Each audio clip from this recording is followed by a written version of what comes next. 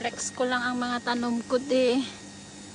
Kay ini nga sa luyot, diri sa Brunei, sobrang mahal. Kahapon nakapag-harvest na ako nito. Tapos ngayon may sumusunod na naman.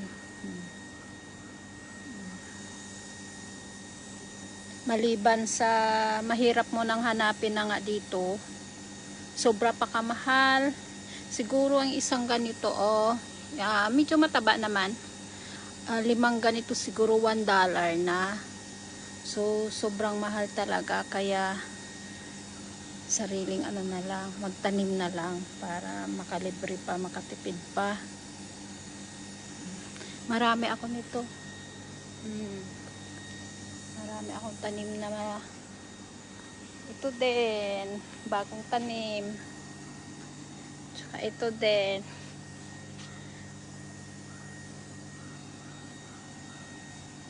Tsaka ito yung kangkong.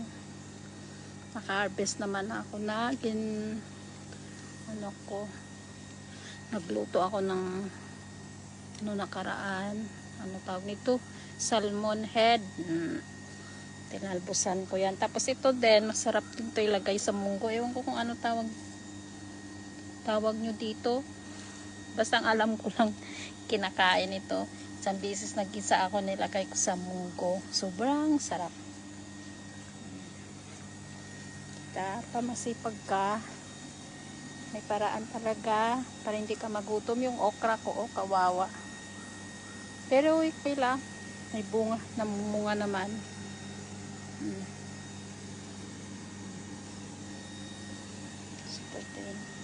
Ito din yung kangkong ko. Bukas umaga i-harvest ko yan. Lagyan ko ng bagoong. Mali, i-blanch ko lang siya. Isa-usaw sa bagoong. Di ayos na. Ayan, kamote ko. Nakatakuha na rin ako niyan. Ito bagong tanim. Diba? Masipag ka. Talagang may paraan. Kasi ito lang yung mga tanim ko, mga dahon-dahon lang, dahil alam niyo kung bakit. Ang daming unggoy dito. Pagka yung mga kalabasa itanim ko, talong, anak ko po. Kasi pag-unahan yung mga unggoy, unahan pa ako nila sa pag-harvest. Kaya okay lang, di bali ang kalabasa, talong, marami naman mabili dito, tsaka hindi naman ganong kamahalan. Itong saluyot lang talaga ang mahirap na nga hanapin, sobrang mahal pa. Kaya ito ang dinamihan ko na lang. Plus paayaw din ng unggoy nito. Ang daming unggoy dito sa amin, sobrang dami, grabe. Kung may tanim kang kalabasa, pagpiestahan nila, kawawa ka lang din. Okra, ganun din. Talong, ganun din. Wala. Kaya mga daon-daon na lang yung tanim ko.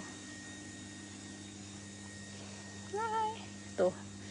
Bukas umaga, talbos kita. Tapos i-blanch, tapos sausaw ng bagoong na may kamatis. O yummy na. Yan ang buhay namin dito. Buhay mahirap. Kayod ng kayod.